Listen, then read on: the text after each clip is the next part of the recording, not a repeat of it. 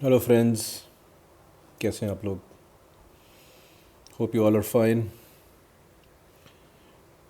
आज मैं ये वीडियो लेके आया हूँ मेरे बहुत ही फेवरेट, और इनके साथ मैंने कुछ इंटरेक्शन भी रियल लाइफ में किया हुआ है, देवानंद साहब के बारे में। और मेरी खुद की कुछ मुलाकातें हुई हैं देवानंद साहब से। और लव इन टाइम स्क्वायर में देवानंद साहब मुझे हीरो ले रहे थे, वन ऑफ द हीरोज़। लेकिन मुझे ऑलरेडी साउथ में ब्रेक मिल गया था, तो फिर मैं वहाँ चला गया। एक कमाल की शख्सियत, एक कमाल की पर्सनालिटी, एक मिस्टीरियस करिश्मा, एक super human energy. He use to vibrate to a different frequency.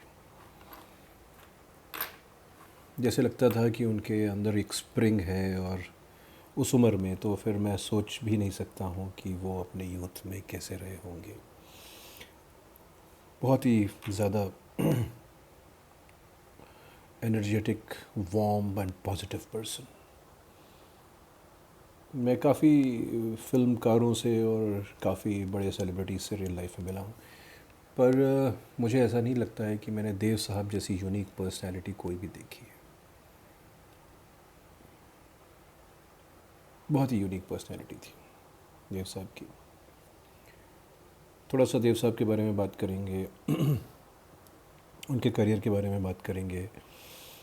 देखिए, हिंदुस्तानी सिनेमा में बहुत सारे लोग सफल एक्टर, स्टार रहे हैं, लेकिन शायद ही कोई देवानंद जितना सफल रहा। उनकी सफलता का जो दौर 50s से स्टार्ट हुआ, उस दौर ने दिलीप साहब, राज कपूर साहब का स्टारडम भी देखा, और स्टार बने रहे। उन्होंने धर्मेंद्र, राजेंद्र कुमार, सुनील दत्त, मनोज कुमार का स्टारडम भी देखा, और स्टार बने रहे। और आप में से कुछ लोगों को जान के हैरानी होगी कि राजेश खन्ना जब सुपरस्टार थे, उस समय भी देवानंद सबसे सॉट आफ्टर एक्टर थे, और उनकी रेम्यूनरेशन शायद सबसे ज़्यादा हुआ करती थी। देव साहब मिड 70s तक, मैं मानता हूँ, दुनिया मानती है कि मिड 70s तक देव साहब एक कमर्शियली वायबल स्टार थे। देखिए, आसान नहीं होता है एक 25 साल 30 साल एक स्टारडम को बचा के रखना, और एक सुपर स्टारडम को बचा के रखना। तो उसके पीछे कारण क्या थे, क्या थे वो रीज़न्स जिसकी वजह से देव साहब इतने बड़े सुपरस्टार बने, और लगभग 3 दशकों तक, almost for 3 decades, he remained a superstar. जैसा मैं देखता हूँ, देव साहब ने एक अलग तरह का कैरेक्टर, एक अलग तरह का पर्सोना हिंदी फिल्म इंडस्ट्री में और बॉलीवुड में लाया। एक ऐसा हीरो जो कि स्टाइलिश था, अर्बन था, जिसकी डायलॉग डिलीवरी फास्ट हुआ करती थी, जो बहुत ज़्यादा इमोशन नहीं दिखाता था, जेंटलमैन था, फ्लर्ट था। शायद ही कभी स्क्रीन पर रोता था, नहीं रोते थे। एक स्वैग था, एक ड्रेसिंग स्टाइल थी, एक ख़ास तरह की फिल्मों के साथ एक ख़ास तरह की इमेज, और एक उनका एक अपना एक यूनिक पर्सोना। ऐसी शख्सियत, ऐसे लोग कम ही होते हैं। मैं तो उनका करियर, मैंने उनकी सारी फिल्में कई बार देखी हुई हैं। फिर भी मैं उनके करियर में कुछ फिल्मों को और कुछ चीज़ों को टर्निंग पॉइंट मानता हूँ कि ख़ासकर बाजी, जाल, काला पानी, सीआईडी, इन सब फिल्मों के जो देवानंद थे वो एक स्टाइलिश सोएव अर्बन देवानंद थे। और इंडियन स्क्रीन पे उस समय वैसा कोई नहीं था। लोग कहते थे कि वो इनकी कॉपी करते होंगे, करते रहे होंगे। ग्रेगरी पेक की बात करते हैं, ग्रेगरी पेक की कॉपी करते थे, करते रहे होंगे, लेकिन देवानंद अपने आप में यूनिक थे। ग्रेगरी पेक गाना नहीं गाते थे ना।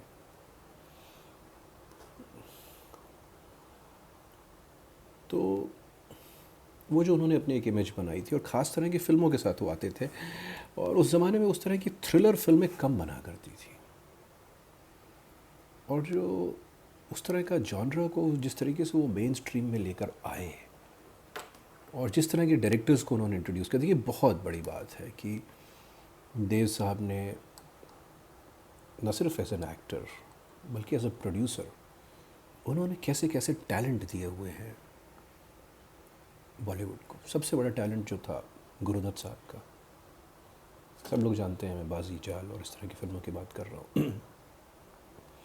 उसके बाद राज खोसला साहब का, सीआईडी, बम्बई का बाबू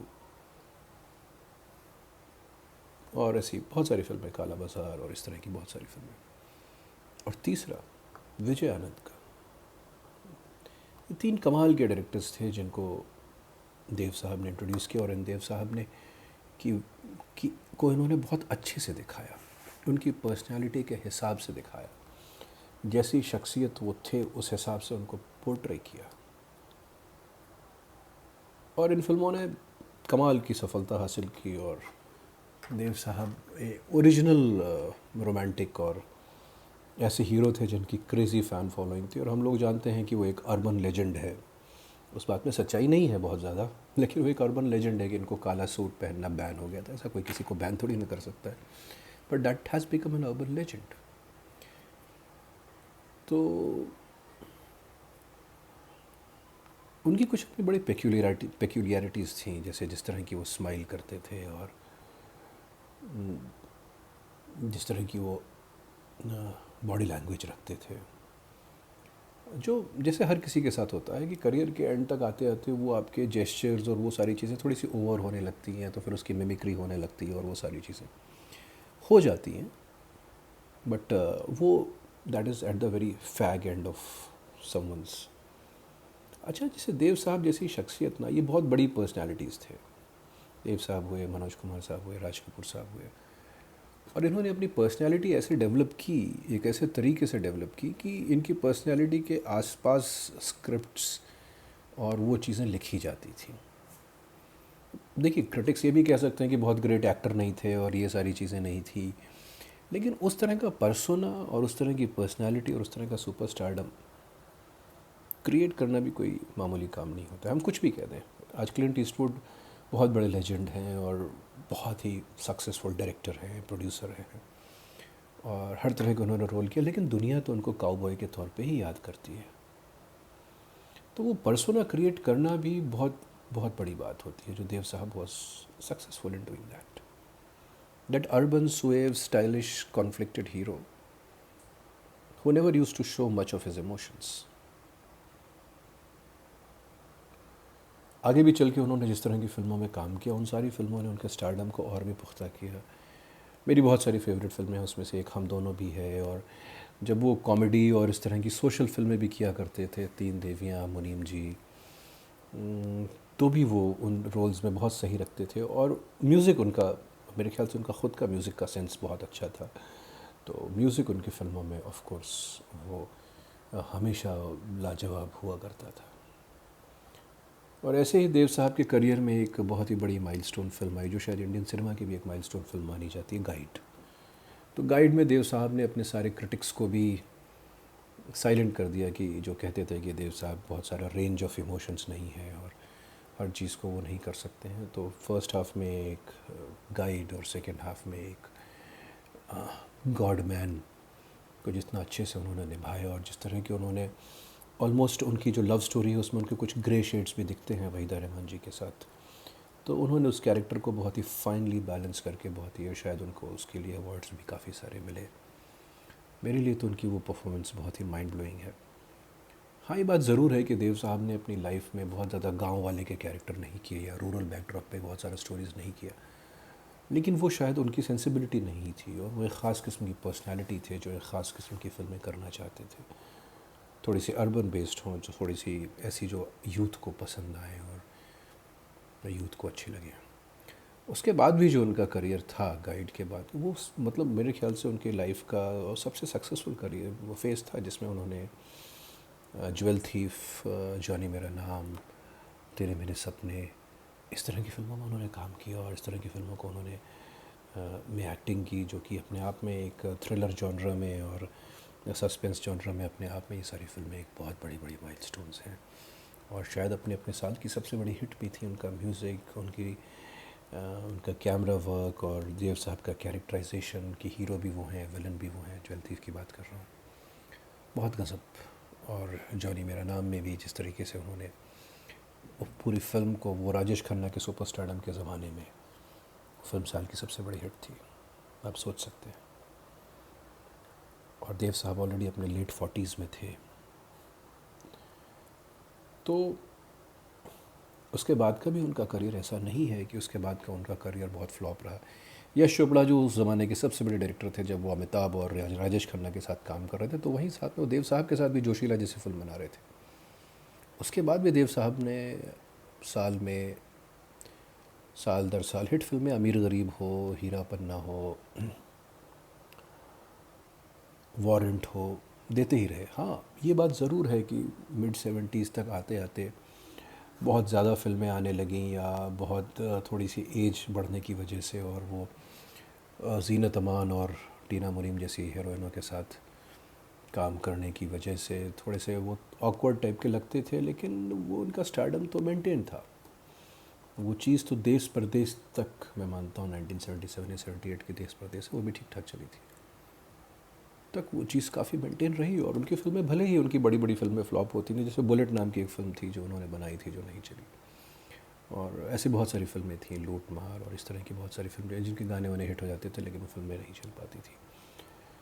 तो लेकिन उनकी फ़िल्में आप कभी ये नहीं कह सकते हैं कि समय से पीछे की फ़िल्में लगती थीं और या फिर आउटडेटेड लगती थी। नहीं, आउटडेटेड तो बिल्कुल नहीं लगती थी। हाँ, सेल्फ इंडल्जेंट फ़िल्में ज़रूर आप उनको कह सकते हैं कि बहुत ज़्यादा आत्ममुग्ध टाइप की फ़िल्में लगती थी, तो वो उनकी एक क्रिटिसिज्म कह सकते हैं।